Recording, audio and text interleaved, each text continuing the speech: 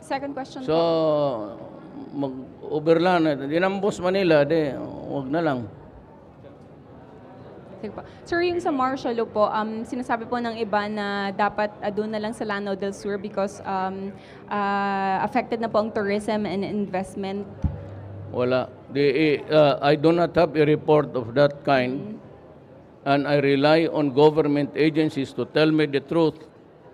And every word of a government employee tasked to do a particular mandate, and if it pertains or germane to his work, I will believe him. Just like the police. Pag sabi nila, sir, ito ang nangyari, adi yan ang nangyari. Trabaho mo yan, police ka.